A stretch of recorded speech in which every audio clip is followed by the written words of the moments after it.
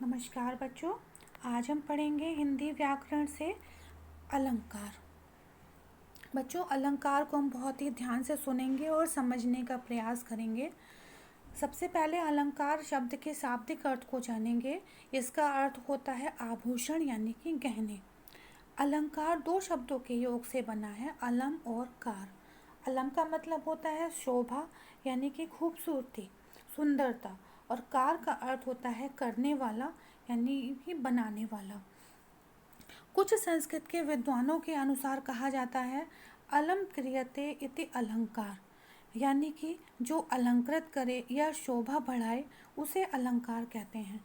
दूसरे शब्दों में हम ऐसे भी कह सकते हैं काव्य की सुंदरता बढ़ाने वाले तत्व या गुण धर्म को अलंकार कहते हैं।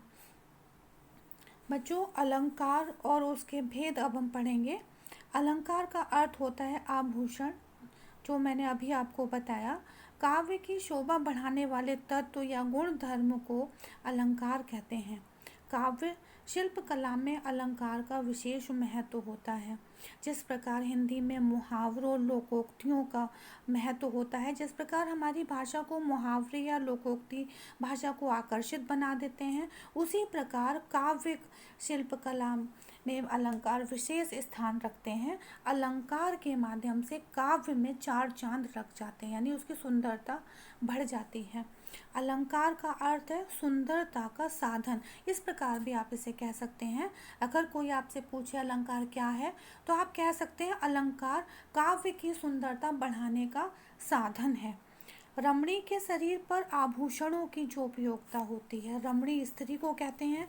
जिस प्रकार स्त्री के शरीर पर गहनों की जो महत्ता होती है, वही महत्ता यानी उपयोगिता कविता में अलंकार की भी होती है। इसे ऐसे कह सकते हैं, स्त्री पुरुष अपने सौंदर्य को बढ़ाने के लिए आभूषण धारण करते हैं, उसी प्रकार काव्य का सौंदर्य बढ़ाने के लिए या उसे चमत्कारी बनाने के लिए, आकर्षित बनाने के लिए अलंकारों का प्रयोग किया जाता है। अलंकार को दो वर्गों में बांटा जाता है, शब्दालंकार और अर्थालंकार। बच्चों, आज हम शब्दालंकार को पढ़ेंगे। शब्दालंकार वो होते हैं जिसमें किसी शब्द विशेष के कारण चमत्कार उत्पन्न होता है। यदि उस शब्द के स्थान पर अन्य शब्द रख दिया जाए तो चमत्कार समाप्त हो जाता है। प्रयुक्त शब्द का स्थान उसका पर्यायवाची भी नहीं ले सकता।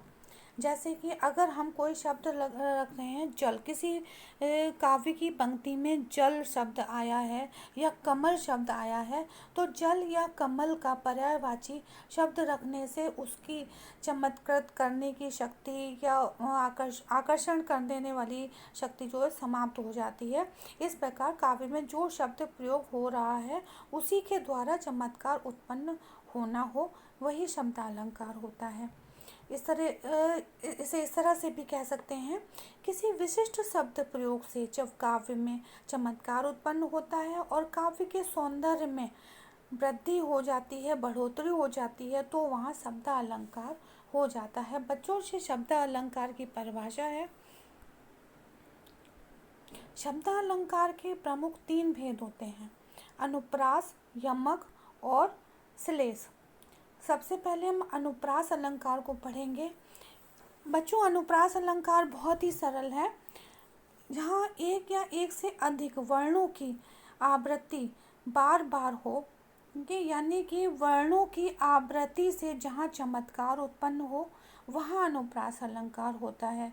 जैसे उदाहरण, मुदित महीपति मंदिर आए, सेवक सचिव सुमंत बुलाए। बच्चों, यहाँ आप देख रहे होंगे माँ शब्द की आवृत्ति 3 बार हुई है और एक ही स्थान पर हुई है, और दूसरी पंक्ति में सेवक सचिव सुमंत बुलाए, यहाँ सा वर्ण की आवृत्ति एक से अधिक बार हुई है और एक ही स्थान पर हुई है। तो यहाँ पर एक वर्ण की बार बार आवृत्ति होने के कारण यह अनुप्रास अलंकार है। बच्चों, दूसरा अलंकार है यमक अलंकार। यमक अलंकार जब किसी शब्द की आवृत्ति, बच्चों यहाँ पर थोड़ा सा ध्यान देंगे, अनुप्रास अलंकार में वर्ण की आवृत्ति होती है और यमक अलंकार में शब्द की आवृत्ति होती है, एक से अधिक बार हो, लेकिन उस यमक अलंकार में शब्द का अर्थ भिन्न होता है। यानी कि हम ऐसे कह सकते हैं कि शब्द जो है एक से अधिक बार आए लेकिन उसका अर्थ अलग हो, वहाँ यमक अलंकार होता है। जैसे तो पर वारो उर्वशी सुन राधिके सुजान, तू मोहन के उर्वशी हवे उर्वशी समान। यहाँ पर उर्वशी उर्वशी दो बार प्रयुक्त हुआ है ये शब्द।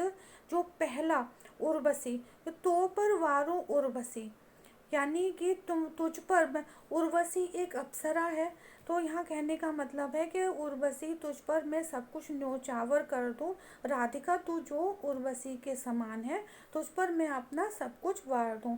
तू मोहन के उर्वशी, यह मोहन श्री कृष्ण को कहा जा रहा है, यानी कि तू श्री कृष्ण के उर्वशी यानी हृदय में बसी हुई है, हवे उर्वशी समान, बिल्कुल कैसे, बिल्कुल उर्वशी अप्सरा के समान। तो यहाँ पर पहला जो उर्वशी शब्द है उसका मतलब वो जो उर्वशी अप्सरा है उस वो, और दूसरा जो उर्वशी शब्द है उसका मतलब है हृदय में बसना।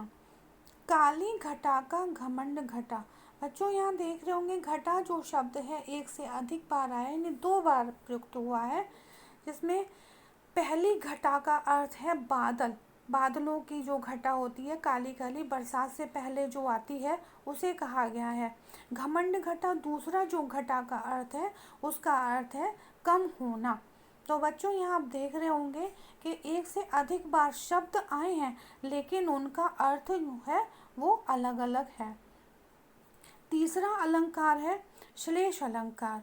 श्लेष का अर्थ होता है चिपकना, यानी कि एक ऐसा शब्द जिससे कई अर्थ चिपके हों, यानी कहने का मतलब ये है कि कविता में यानी किसी कविता की पंक्ति में शब्द एक बार आए किंतु उसके अर्थ अलग अलग हों, तो वहाँ वो है श्लेष अलंकार होता है।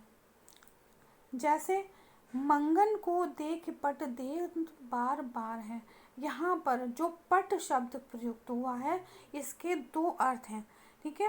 पहला अर्थ है दरवाजा और दूसरा अर्थ है पट यानी कि वस्त्र। तो ऐसी कविता की पंक्ति जिसमें शब्द एक और अर्थ अनेक, वहाँ श्लेष अलंकार होता है। बच्चों इसके कुछ अभ्यास पत्र मैं आपको PDF के माध्यम से उपलब्ध कराऊंगी, जिन्हें आप ध्यान से पढ़ेंगे और उनका अभ्यास करने का प्रयास करेंगे। और ऐसी मैं उम्मीद करती हूँ अलंकार आपको अच्छी तरह से समझ में आ गए होंगे। जी धन्यवाद।